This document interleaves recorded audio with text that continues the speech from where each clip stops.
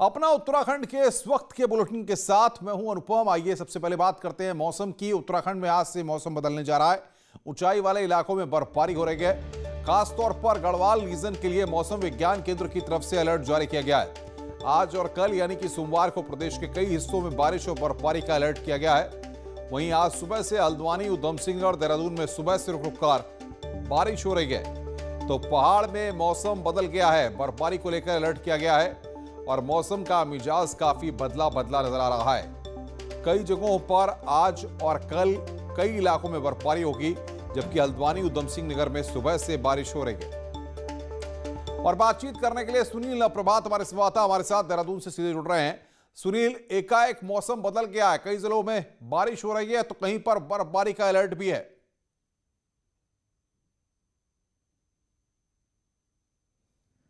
बिल्कुल अनुपम, weather department में पहले ही फोरकास्ट किया था और 6 जनवरी तक इसी तरह के मौसम बना रहेगा, ये वेदर डिपार्टमेंट का कहना है। खासकर पहाड़ों में जो हाई एल्टीट्यूड वाले एरिया हैं वहाँ पर लगातार हिमपात शुरू हो गया है और इसके साथ ही पर्यटकों की आमद भी उत्तराखंड में अमित बढ़ गई है, क्योंकि लंबे समय से पर्यटक इसका इंतजार कर रहे थे कि कब स्नोफॉल हो, कब मौसम बने और वो पहाड़ों का रुख करें। तो खासकर पहाड़ों में इसके साथ ही दिक्कतें भी शुरू होंगी। इसको लेकर वेदर डिपार्टमेंट ने पहले ही जो डिस्ट्रिक्ट एडमिनिस्ट्रेशन है उनको अलर्ट कर दिया था कि वो उन क्षेत्रों में, खासकर जहां बर्फबारी के कारण दिक्कतें सामने आ सकती हैं, वहां पर पर्यटकों और स्थानीय लोगों को अलर्ट किया जाए कि अगर वो इन क्षेत्रों का रुख करते हैं, हाई एल्टीट्यूड एरिया में जाते हैं, तो पूरी सावधानी के साथ, पूरे एहतियात के साथ इन क्षेत्रों में जाएं। तो फिलहाल वेदर डिपार्टमेंट का कहना है कि 6 जनवरी तक बारिश और बर्फबारी का मौसम बना रहेगा। दून में आज कैसा मौसम का मिजाज है? हमारे कैमरामैन से कहिए जरा तस्वीरें भी हमारे दर्शकों तक पहुंचाएं कि मौसम का मिजाज कैसा है और मौसम विभाग क्या कह रहा है, कब तक ऐसा रहेगा? देखिए अनुपम, मैदानी क्षेत्रों में घना कोहरा है। मैं अपने कैमरामैन से कहूँगा कि एक बार दिखाएं कि किस तरह के सूरत हाल यहाँ पर बने हुए हैं। खासकर सुबह के समय बेहद घुप कोहरा यहाँ पर था और पहाड़ों से जो खबरें आ रही है वहाँ पर लगातार रात से ही बूंदाबांदी का मौसम जारी है और जो ऊंचाई वाले क्षेत्र हैं वहाँ पर हिमपात लगातार जारी है। और मौसम विभाग का कहना है कि कल से इसमें और भी तेज़ी आएगी, यानी कि बारिश भी आपको खूब देखने को मिल सकती है और इसके साथ ही हिमपात भी कल से आपको देखने को मिल सकता है, क्योंकि जो पारा है वो लगातार गिर रहा है और इसके साथ शीतलहर भी ज़बरदस्त ढंग से चल रही है। खासकर हमने देखा कि सुबह के वक्त जो घुप कोहरा था, घना कोहरा था, उसके चलते कई फ्लाइटें भी रद्द हुई और उसके साथ साथ जनजीवन। बिल्कुल सुनील, आप नजर बना के रखिए, आगे भी हम आपसे अपडेट लेते रहेंगे। सुनील हमारे संवाददाता हमें अपडेट दे रहे थे। रुद्रप्रयाग के जवाड़ी बाईपास पुल के पास एक ट्रक अनियंत्रित होकर अलकनंदा नदी में गिर गया, जिसमें ट्रक चालक की मौत हो गई है, जबकि 2 लोग घायल हो गए हैं। हादसा देर रात करीब 10 बजे हुआ है। देर रात ही पुलिस ने रेस्क्यू अभियान चलाकर घायलों को अस्पताल पहुंचाया। दोनों घायलों की स्थिति भी गंभीर बताई जा रही है। मृतक ड्राइवर और दोनों घायल जवाड़ी गांव के रहने वाले हैं। तो बड़ी घटना यहां पर हुई है। हादसे में ट्रक चालक की मौत हो गई है, 2 घायलों की हालत गंभीर है। शनिवार को कोरोना के 263 नए मामले सामने आए हैं। वहीं बीते 24 घंटे में 7 कोरोना मरीजों की मौत हुई है। प्रदेश में 4300 के करीब एक्टिव केस हैं। शनिवार को देहरादून में 73 और नैनीताल में 65 नए केस सामने आए हैं। पिथौरागढ़ में कोरोना के बढ़ते मामलों को देखते हुए मुख्यालय दूसरे दिन भी बंद रहा। हालांकि आज सुबह 7 से 10 बजे तक जरूरी दुकानें खुली रहीं। वहीं कड़ाई गंगोली क्षेत्र में भी दूसरे दिन लॉकडाउन लगा रहा। पिथौरागढ़ में दीपावली के बाद कोरोना के मामलों में तेजी से इजाफा हुआ है। यही नहीं, अब तक 48 लोगों की कोरोना संक्रमण के चलते मौत भी हो गई है। इसके चलते जिला प्रशासन, स्वास्थ्य विभाग और व्यापार संघ में लॉकडाउन को फिर से लगाने में सहमति बनी है। उत्तराखंड में साल 2021 चुनावी साल है। ऐसे में सरकार के विधायकों से लेकर मंत्रियों तक का कहना है कि हर काम जनता तक पहुंचाएंगे और संदेश होगा भय मुक्त और भ्रष्टाचार मुक्त शासन। 2022 में सत्ता फिर हासिल हो, इसके लिए चुनावी साल 2021 में सियासत जोर पकड़ेगी। मंत्रियों के जिलों में दौरे बढ़ेंगे, विधायक अपने अपने क्षेत्र में दौरे तेज करेंगे। मकसद एक है कि 2022 में फिर बीजेपी जीते और देवभूमि में कमल का फूल खिले। सबकी यही प्राथमिकता है कि जो भी उनके काम हैं और खासकर जो माननीय मुख्यमंत्री जी की घोषणाएं हैं, माननीय मुख्यमंत्री जी ने जिलों में आके उस समय पे जो घोषणाएं की हैं, वो तमाम घोषणाएं धरातल पे जो है उतर जाएं, ये एक बड़ी हमारे लिए चुनौती है। विधायक जहां योजनाओं और घोषणाओं को पूरा करने की तैयारी में हैं, तो वहीं मंत्रियों को सरकार की बड़ी योजनाओं का संदेश कार्यकर्ता और जनता तक पहुंचाना है। देखिए, सत्ता पक्ष के लिए चुनावी साल महत्वपूर्ण नहीं होता, क्योंकि सत्ता पक्ष के 5 वर्षों का जवाब जनता देती है। तो सत्ता पक्ष का तो हर वर्ष ही चुनावी साल है। हर बच्चे को हम फर्नीचर दे रहे हैं। राज्य में 100% साक्षरता का निर्णय हमारी सरकार ने किया है कि हम 100% साक्षरता कराएंगे। तो हर चीज पे फोकस हमारी सरकार का है और उससे बड़ा काम क्या है कि भय मुक्त सरकार और भ्रष्टाचार मुक्त सरकार हम दे रहे हैं। जिलों में मंत्रियों के दौरों को लेकर बीजेपी का राष्ट्रीय संगठन भी आदेश दे चुका है। वहीं बीजेपी प्रदेश अध्यक्ष बंशीधर भगत टिकट को लेकर विधायकों की परफॉर्मेंस की बात कह रहे हैं। ऐसे में साफ है कि साल 2021 में विधायक से लेकर मंत्री तक सरकार का नाम और काम चमकाने में जुटेंगे। दीपांकर भट्ट, न्यूज़ 18, देहरादून। कैबिनेट मंत्री मदन कौशिक ने आम आदमी पार्टी को जवाब देने की तैयारी कर ली है। मदन कौशिक क्या सवाल उठाएंगे और क्या जवाब देंगे, ये आज साफ हो जाएगा। लेकिन सर्द मौसम में डिबेट की बात पर शनिवार को सियासत गरमाई रही। रविवार को दिल्ली के उप मुख्यमंत्री मनीष सिसोदिया को देहरादून से जवाब मिलेगा। 4 जनवरी को डिबेट में मदन कौशिक शामिल होंगे या नहीं, ये अभी तक तय नहीं है। लेकिन उससे पहले रविवार को मदन कौशिक देहरादून में प्रेस कॉन्फ्रेंस करने वाले हैं, जिसमें सीधा हमला आप पर होगा। प्रेस कॉन्फ्रेंस में मदन कौशिक क्या कहेंगे, ये रविवार को पता चलेगा। लेकिन शनिवार को इस मुद्दे पर सियासत खूब हुई। कांग्रेस ने डिबेट की बात को नूरा कुश्ती बता दिया। आम आदमी पार्टी का कोई भविष्य उत्तराखंड राज्य के अंदर नहीं है। दिल्ली में उन्होंने सरकार बना ली, अन्य प्रदेशों में प्रयास किया, पूरी तरीके से विफल साबित हुए। उत्तराखंड की और दिल्ली की परिस्थितियों में जमीन आसमान का फर्क है और वो सोच रहे हैं कि लोगों को बरगला करके जो है सत्ता हासिल हम कर लेंगे, लेकिन कोई फ्यूचर नहीं। जिन लोगों के पास 70 आदमी अभी चुनाव लड़ने के लिए नहीं है, वो कह रहे हैं कि हम उत्तराखंड के अंदर विकल्प बनेंगे। कोई भविष्य नहीं आपका। दिल्ली और उत्तराखंड की सियासत में जमीन आसमान का अंतर है। बीजेपी का कहना है कि खबरों में बने रहने के लिए आम आदमी पार्टी के नेता ड्रामा करते हैं, फिर चाहे वो केजरीवाल हो या कोई और। सिटी स्टेट में काम कर रहे थे, उत्तराखंड सिटी स्टेट नहीं है। उत्तराखंड के गाड, गदेरा, गांव, छानी, घराट, खेत, खलियान, धार, नौला, खाला, चाल, जानते पहचानते आते जाते जो बचे खुचे बाल है लोगों के सिर पे, वो भी निकल जाएंगे, लेकिन वो पूरा नहीं हो पाएगा। आम आदमी पार्टी दिल्ली से बाहर कुछ अच्छा नहीं कर पाई है। दिल्ली और उत्तराखंड की सियासत में भी जमीन आसमान का अंतर है। ऐसे में डिबेट की राजनीति के सहारे आप सुर्खियां बटोरना चाहती है। दीपांकर भट्ट, न्यूज़ 18, देहरादून। रुड़की पहुंचे कैबिनेट मंत्री मदन कौशिक ने दिल्ली के उप मुख्यमंत्री मनीष सिसोदिया के डिबेट वाले सवाल पर कहा कि सिसोदिया आफत में न रहें। दिल्ली मॉडल के बारे में दिल्ली आकर बात करेंगे और उन्हें समय भी बताऊंगा।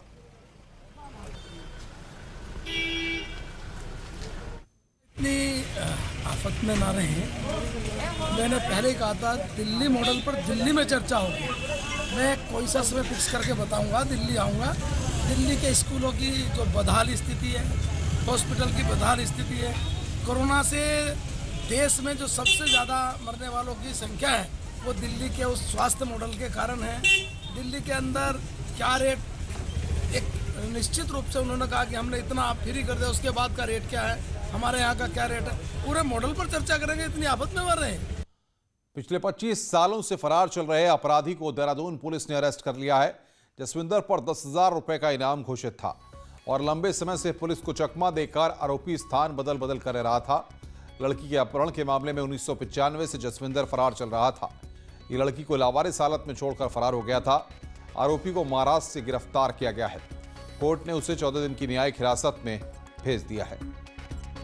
एक बड़ी कामयाबी मिली है, जबकि 1995 से लगभग 25 साल से फरार एक अपराधी को महाराष्ट्र से गिरफ्तार किया गया है। ट्रांजिट वहाँ से उसका रिमांड बना के उसको यहाँ देहरादून लाया जा रहा है और इस पे 10,000 रुपये का इनाम था। पिथौरागढ़ में काली नदी से लगे इंटरनेशनल नेपाल बॉर्डर पर भारत ने भी अपना सुरक्षा तंत्र मजबूत करने की कवायद तेज कर दी है। नेपाल बॉर्डर पर तैनात एसएसपी इस इलाके में 5 नई बीओपी खोलने जा रहे हैं। अब तक एसएसपी की यहां पर 13 बीओपी मौजूद है। 5 नई पोस्ट खुलने से जहां बॉर्डर पर निगरानी तेज होगी, वहीं तस्करी की घटनाओं पर लगाम लगेगी। एसएसपी का टारगेट काली नदी के किनारे हर 5 किलोमीटर की दूरी पर एक बीओपी खोलने का है।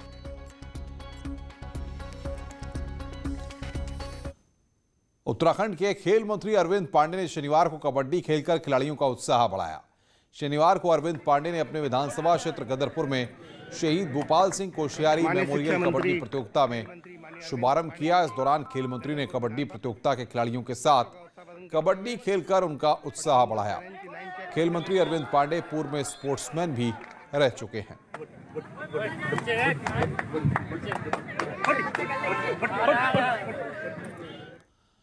अल्मोड़ा में उद्यान विभाग सर्दियों में वृक्षारोपण की तैयारी में जुट गया है। इस बार विभाग 60 हेक्टेयर की जमीन में सेब, आड़ू, खुमानी और अखरोट का रोपण करेगा। विभाग भी बारिश का इंतजार कर रहा है। पेड़ रोपण के लिए विभाग ने गड्ढे खोदकर तैयार कर दिए हैं। पहाड़ में लौटे लोगों ने भी नवीन उद्यान विकसित करने की योजना विभाग को दी है। इस वर्ष शीतकाल में लगभग हम 60 हेक्टेयर में नवीन उद्यान विकसित करेंगे, जिसमें हमारा सेब है, आड़ू, पुलम, खुमानी, नाशपाती और अखरोट का है, और जिसका अभी जनवरी 1 वीक से शुरू करके हम इसको 15 फरवरी तक इस रोपण कार्य को समाप्त कर लेंगे। हमारा रेखांकन और गड्ढे खुदान का कार्य लगभग समाप्ति पर है। एक्टर तुषार कपूर अपने 4 साल के बेटे के साथ नए साल पर छुट्टियां बिताने मसूरी पहुंचे हैं। तुषार ने इंस्टाग्राम पर कुछ पिक्चर्स साझा की हैं, जिसमें वो अपने बेटे और दोस्तों के साथ मसूरी में दिख रहे हैं। गौरतलब है कि तुषार कपूर सिंगल पेरेंट हैं और वो अपने बेटे के साथ ज्यादा से ज्यादा समय बिताते हैं। नए साल के मौके पर मसूरी में टूरिस्ट के साथ एंटरटेनमेंट इंडस्ट्री से जुड़े कई लोग पहुंचे हुए हैं।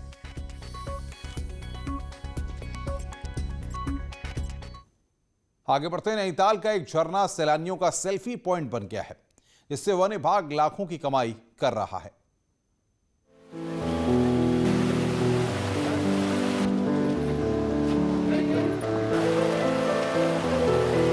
प्राकृतिक सौंदर्य से भरपूर पहाड़ हमेशा से सैलानियों को अपनी ओर खींचता रहा है। सड़ियाताल का यह झरना सैलानियों की खासा पसंद बन गया है। पानी के बीच पर्यटक यहां पहुंचकर सुकून का एहसास करते हैं और यहां की खूबसूरत यादों को भी अपने कैमरों में संजो रहे हैं। कलकल बहते इस पानी के बीच पेड़ों की छांव भी महानगरों की थकान को दूर कर रही है।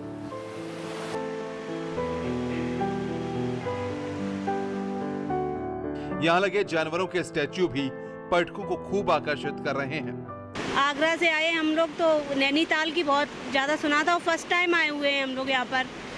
यहाँ नैनीताल देख करके बहुत अच्छा लगा मन को। कितना एंजॉय कर रहे हैं वाटरफॉल में? बहुत ज़्यादा, सबसे ज़्यादा तो अभी हम वाटरफॉल ही मुझे यहाँ पर फर्स्ट टाइम बहुत अच्छा लगा है। बहुत सही लगा, प्रकृति सुंदरता है एकदम, बिल्कुल इतना साफ पानी बह रहा है वाटरफॉल में। वो जो देखिए जो नेचुरल जो ब्यूटी है इधर की, उसको बिल्कुल एंजॉय कर रहे हैं हम फुल। यहाँ का इतना बढ़िया है और कहीं इतना सुकून नहीं मिलता जितना यहाँ मिलता है। यहाँ का मतलब आप खुद ही देख सकते हैं यहाँ का कितना बढ़िया सीन है। मतलब साल 2008 में वन विभाग ने इसे झरने का स्वरूप दिया और वुडलैंड वाटरफॉल का नाम दिया। इस वाटरफॉल का सौंदर्यीकरण यहां आने वाले पर्यटकों के लिए टिकट लगाया गया। साल 2017-2018 में कमाई 40 लाख के पार पहुंची। इसके बाद लगातार इसकी कमाई बढ़ती चली गई। हालांकि पिछले कुछ सालों से इसकी सुंदरता और बढ़ी है। और आगे को देखते हुए जैसे पहले टूरिस्ट कम आते, लेकिन अब टूरिस्ट काफ़ी ज़्यादा आने लगे हैं, तो उनको देखते हुए टॉयलेट बाथरूम का जो है इनकी संख्या बढ़ाने, साथ ही जो उस क्षेत्र को और ज़्यादा सुंदर बनाना, और साथ में जो स्थानीय हमारी संस्कृति है, कल्चर है, उसको भी वहाँ पे बढ़ावा देने के लिए इस तरीके का हमारा प्रयास किया जाएगा भविष्य में। पहाड़ में नैसर्गिक सौंदर्य के बीच आकर लोग अपनी सारी थकान भूल जाते हैं और यहाँ गुजारे गए हर लम्हों की यादों को अपने साथ ले जाते हैं। न्यूज़ 18 के लिए नैनीताल से वीरेंद्र बिष्ट की रिपोर्ट। खबरें और भी हैं, फिलहाल रुक रहे हैं एक ब्रेक के लिए। ब्रेक के बाद जल्द हाजिर होते हैं।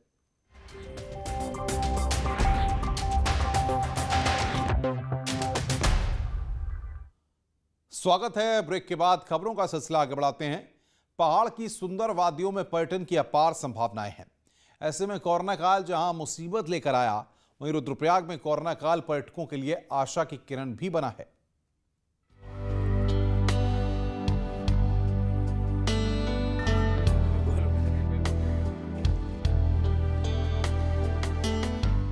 रुद्रप्रयाग में प्राकृतिक सौंदर्य से भरपूर बांगरपट्टी इन दिनों पर्यटकों के लिए आकर्षण का केंद्र बनी है।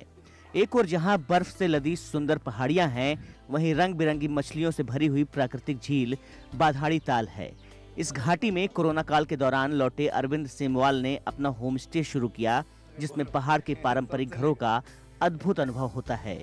साथ में पर्यटकों को पहाड़ी भोजन परोसा जाता है। सिर्फ 2 महीनों में ही 100 से ज्यादा पर्यटक उनके होम स्टे में ठहरने पहुंचे। तो यहाँ पे होम स्टे कॉन्सेप्ट अभी हमने शुरू किया है। अक्टूबर से शुरुआत यहाँ पे हुई थी लोगों के आवागमन की, और अभी तक लगभग 100 से ज़्यादा लोग यहाँ पर विजिट कर चुके हैं। तो कहीं ना कहीं एक पॉजिटिव क्राइटेरिया में ये चीज़ आ रही है। लोगों का सोशल एक बहुत अच्छा फीडबैक मिल रहा है कि हाँ, ये एक क्षेत्र के लिए डेवलपमेंट की बात है। तो हमने यहाँ होम स्टे टाइप का खोल रखा है, और हम यहाँ मतलब पहाड़ी फूड सर्व करते हैं। जैसे पालक हो गया, सब पहाड़ी फूड है, नेचुरल है। और जंगोरा हो गया, जंगोरे का भात हो गया, फाणू हो गया, छचड़ी हो गया। बांगरपट्टी में पहले होमस्टे की सफलता को देखकर अब कई बेरोजगार युवा भी होमस्टे के क्षेत्र में कदम रखने की तैयारी कर रहे हैं। इससे अब तक पर्यटकों की नजरों से दूर रहा बाधाड़ी ताल को भी नई पहचान मिल रही है।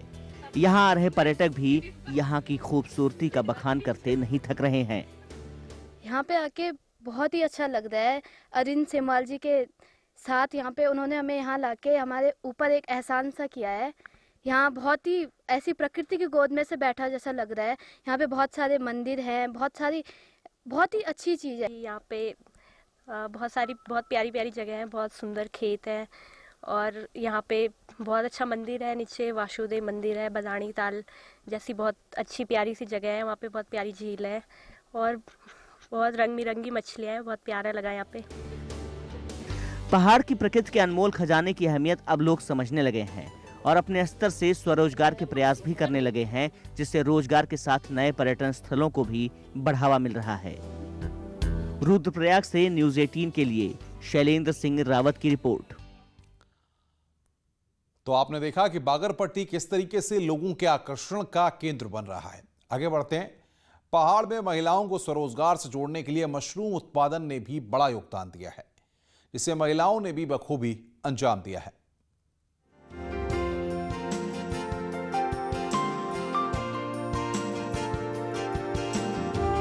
घर में जो कमरे खाली पड़े रहते थे, वो अब मशरूम उत्पादन का बड़ा जरिया बन गए हैं। चमोली के जिलासू में भी आजीविका मिशन के तहत महिलाओं को मशरूम उत्पादन का प्रशिक्षण दिया था। अब यहाँ की महिलाएं मशरूम का सफलतापूर्वक उत्पादन कर रही हैं। मैं दुर्गा माँ उत्पादक समूह से जुड़ी हुई हूँ। हमने मशरूम का प्रशिक्षण लिया और मशरूम तैयार कर दिया है। हाँ, हमने प्रशिक्षण लिया था 10 दिन का, और उसी से हम प्रेरित होके हमने ये मशरूम की यहाँ पे शुरुआत की हुई है, और जिसके अच्छे नतीजे आ रहे हैं। हमने इसकी मार्केटिंग भी शुरू कर दी है, और अपने घर में भी हम सब्जी बना के इसको खा रहे हैं। स्वयं सहायता समूहों के माध्यम से जुड़ी इन महिलाओं को बाजार भी उपलब्ध कराया जा रहा है। खुद आजीविका प्रबंधन इनको बाजार उपलब्ध करा रहे हैं, जिससे इन महिलाओं को सही दाम मिल सके। अभी तो हम आजीविका संघ के माध्यम से बेच रहे हैं, फिर बाजार में सर्वे कर रहे हैं। जहां पर मशरूम की आवश्यकता हो रही है, उन लोगों से संपर्क करते हुए महिलाओं का मशरूम उनसे बेच रहे हैं। ग्रामीण क्षेत्रों में रोजगार को बढ़ावा देने के लिए सरकार कई योजनाएं चला रही है। यदि इसी तरह योजनाएं धरातल पर उतरती रही, तो ग्रामीण क्षेत्रों में भी रोजगार के कई अवसर बढ़ेंगे। न्यूज़ 18 के लिए चमोली से प्रभात पुरोहित की रिपोर्ट। अगर आप में कुछ कर गुजरने का जुनून हो तो कोई भी काम मुश्किल नहीं होता। कुछ ऐसा ही कर दिखाया एक सरकारी स्कूल टीचर आशीष डंगवाल ने। देखिए हमारी ये रिपोर्ट। में जब सारी दुनिया नेगेटिविटी से घिरी थी और हर कोई घर में बंद था, तब जीआईसी गरखेत टिहरी गढ़वाल के बच्चे अपने स्कूल की सूरत बदलने में लगे थे, और इसमें उनका साथ दिया उनके टीचर ने। कभी प्रोजेक्ट घट को लेकर सुर्खियों में रहे आशीष डंगवाल लॉकडाउन में प्रोजेक्ट स्माइलिंग स्कूल पर काम कर रहे थे। इस दौरान उन्होंने अपने छात्रों के साथ मिलकर स्कूल कैंपस की दीवारों पर पेंटिंग कर उनकी सूरत बदल डाली। वहीं स्कूली बच्चों ने बताया कि प्रोजेक्ट स्माइलिंग में उन्हें बहुत कुछ सीखने को मिला और सभी बच्चों ने इसमें बढ़ चढ़कर हिस्सा लिया। जब हमने इस प्रोजेक्ट को पूरा किया तो हमने कोविड के सारे नियमों को ध्यान में रखते हुए सोशल डिस्टेंसिंग का पालन करते हुए इस प्रोजेक्ट को पूरा किया। इस प्रोजेक्ट को पूरा करने के लिए हमारे सर आशीष जंगवाल ने हमें मोटिवेट किया। कोरोना की वजह से पूरी दुनिया में डर का माहौल था, वहीं पहाड़ के बच्चे और टीचर एक सपने को पूरा करने में जुटे थे, जिसे इन्होंने अपनी मेहनत से पूरा किया। भारती सतलानी, न्यूज़ 18। अल्मोड़ा में पहली बार कश्मीर के केसर का उत्पादन किया गया। केसर के अच्छे उत्पादन से उद्यान विभाग खुश है और किसानों के लिए इसे अच्छा संकेत माना जा रहा है। केसर के उत्पादन के लिए कश्मीर ही देश भर में प्रसिद्ध है, लेकिन अब उत्तराखंड का अल्मोड़ा भी केसर उत्पादन के लिए चर्चा में है। पहले चरण में 3 ब्लॉकों में 3 क्विंटल केसर कश्मीर से मंगाकर लगाया गया था और इसका नतीजा बेहतर रहा। अब उद्यान विभाग जिले के 11 ब्लॉकों के ऊंचाई वाले क्षेत्रों में 2021 में केसर लगाएगा, जिससे किसानों की आय दोगुनी होने के साथ ही पलायन भी रुकेगा। देखिए, अल्मोड़ा जनपद में हमने ताड़ी खेत विकासखंड के खनिया में, हवलबाग विकासखंड के शीतला खेत में और लमगड़ा में हमने कश्मीर से केसर के बल्ब लगभग 3 कुंटल मंगा के हमने इसका उत्पादन कार्य शुरू कराया है। पहली बार केसर उत्पादन कर किसान भी काफी खुश हैं कि उनके खेत में रोपा गया केसर का उत्पादन भी अच्छा हुआ है। शीतला खेत घूमने आने वाले पर्यटक भी केसर को देखने के लिए बगान में पहुंच रहे हैं। मैंने केसर लगाया, इसमें सक्सेस हूँ मैं, क्योंकि जो अभी मैं देख रहा हूँ तो लग रहा है कि हाँ, पहाड़ में सक्सेस होगा केसर। पहाड़ के पलायन को रोकने के लिए पहाड़ में कृषि और पर्यटन ही मुख्य रोजगार है। अगर पहाड़ में केसर का उत्पादन तेजी से बढ़ेगा तो किसानों की आय भी बढ़ेगी और यकीनन रोजगार में भी इजाफा होगा। अल्मोड़ा से किशन जोशी के साथ ब्यूरो रिपोर्ट, न्यूज़ 18 नेटवर्क। इस बुलेटिन में फिलहाल इतना ही। खबरों का सिलसिला आगे बढ़ाएंगे मेरी सहयोगी जीनत सिद्दीकी। नमस्कार।